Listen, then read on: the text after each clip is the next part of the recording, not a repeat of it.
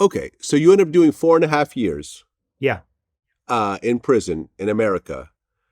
And then after all that, you actually get let out in America and you got to stay in America as a criminal. So it's almost like you got to immigrate, like almost like a around the way, Yeah, a lot of people, method to immigrate to America. Mr. Vlad, I'm getting like 2 messages a week. That's truth from people from Russia. And they telling me, listen, what type of crime I need to do in order to come to America? I'm ready to do 10 years even. I just got lucky. But at the same time, during all my story, I was truthful, and maybe I'm a criminal in the past, but I don't have a lot of enemies. I was doing a lot of good stuff all my life. So that's the response you got. But also, America, it's, in my case, it's actually a country that respects human rights, help people, give people second chances. So my story is evidence that it's not bullshit. It's really happening. Right. So you ended up leaving prison. You actually got a work permit. You got a social security number. And you got to stay in America for as long as you want, actually. Actually, every year I need to send a small note and asking 1 more year, please. And they said, okay, but it's just mail. You mail it, and they give me a document for 1 year. And since my arrest till today, like doing interview with you right now, it's all like in the movies, like America, like a lot of people watch movies about America, and it's like in my example, it's always like in the movies, and it's really true what they say about America in the movies. And even my release was like in the movie. It was crazy. Maybe you remember a story in Pennsylvania.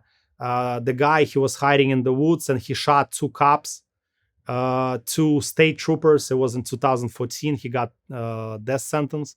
So when I was released, at the same hour, they arrested this guy who killed 2 cops, and they were bringing him to the same jail where I was releasing. So the cop came to me. He said, listen, this high-profile guy is coming. It's not happening. We're going to release you 6 a.m. tomorrow. I said, listen, I called my friend, my only friend.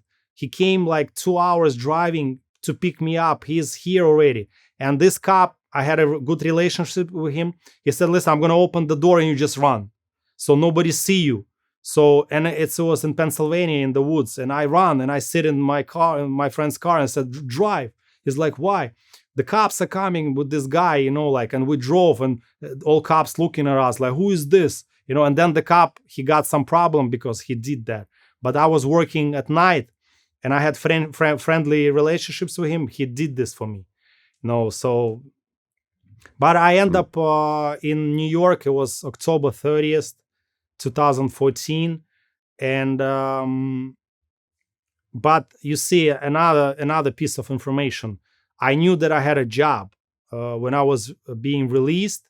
I knew that I have a job. I have a place where to stay, because in prison, I don't know if you've been in prison, you have a lot of friendships, and it's like real friends. It's like, maybe it's very bad comparison, but it's like in the military. So friend, I was in jail with him. He asked his mother, and she allowed me to stay in her house, separate room for 2 weeks. And then she said, find your own place. And my job was, my lawyer, my criminal defense lawyer, he said, come to me, to my office. I'm going to give you a paralegal job. I heard you'll win your immigration case yourself, so you can be useful. And I won myself because I spoke English. I read the law. And the judge actually told me that it's good that you don't have a lawyer, because lawyers sometimes they can kill your case. There is a lot of stupid lawyers. But I was speaking English and I presented my case, and it was my story, and it also helped me. Okay, so you end up working for your old lawyer as a paralegal, and then eventually you started your own law firm, and you actually work with cybercriminals now in that law firm. Correct.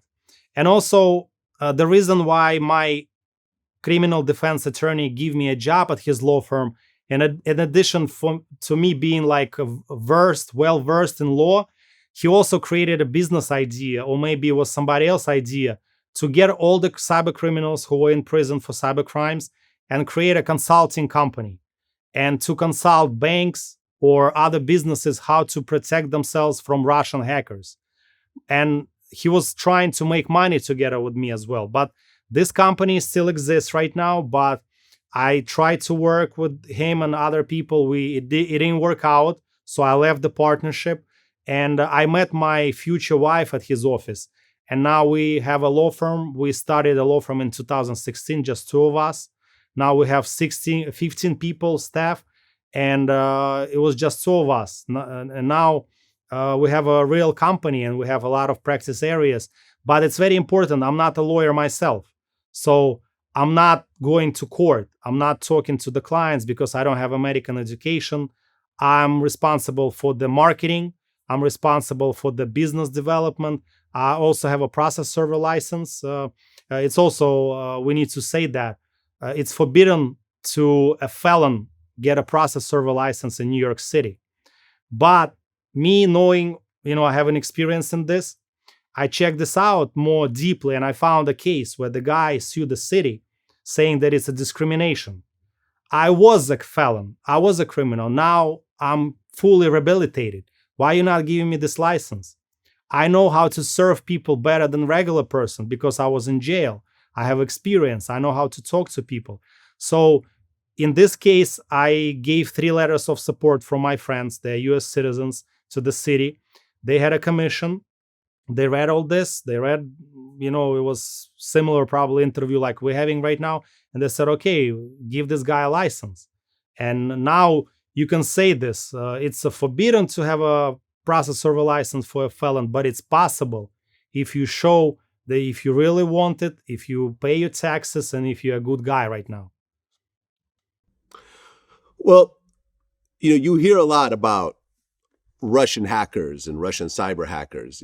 Even the last election was, or the last 2 elections were actually, that was one of the focuses of the Trump story and everything else like that. So as someone who's done it before and deals with cyber criminals, how does a person like myself protect themselves from Russian hackers? Half of all this Russian hackers talk is propaganda, because each side, they have a cyber war right now. Russia against America, they always hack each other. The difference with Russia, they don't say to the whole world that they got hacked. America is different. They got hacked, they go to the whole world and say about it. So half of this is propaganda, another half is true. Your bank account is targeted every day by cyber criminals because all information was stolen about each US citizen in 1999. All social security numbers, date of birth, because the government, when they created these databases, they were thinking about improving the process of getting loans, improving the process of government services. But Russian hackers, they stole all the databases from government website about people of United States long time ago. So that's why your name, your zip code, your date of birth, your social security number, they all have it already. It's 100%. So that's why you're not a victim because they didn't come to you yet. Or maybe they will never will. Because they target not specific people, it's just randomly where they see money. But cyber hygiene, there is such a word, cyber hygiene. You need to use that.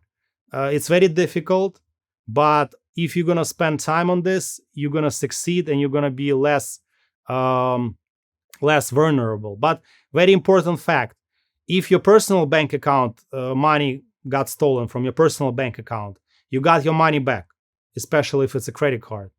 If Vlad TV business account got hacked, then it's an issue. You're not gonna get your money back because your business, you need to protect yourself. In this case, you need to buy cybersecurity insurance or maybe hire somebody to consult for a couple hours so they can pen test your network if you have one. But for you personally and for your all subscribers, cyber hygiene that's the way to not being in a situation where you wake up at 8 a.m., you check your balance and it's 2,500 less. And you call the bank and they said, listen, you bought Apple yesterday. And you said, no, I didn't. And then you need to stress out, But maybe also pornography website is very dangerous. If you're sitting on your phone, on your home Wi-Fi, watching Pornhub, this is you opening the door to the bad guys. Wow. So you said in 1999, Russian hackers got all the info for every U.S. citizen. Yeah, like for example, DMV, they have your date of birth, your ID number, they have everything. So their website got hacked. You always see in the news that the government website got hacked, police website got hacked because they secure but not secure enough. And nowadays you can hack anything. Like you can hack Joe Biden if you want. You just need to have $14 million and know somebody in Russia, probably. It's all possible. You just need to have money, resources, and spend time on this.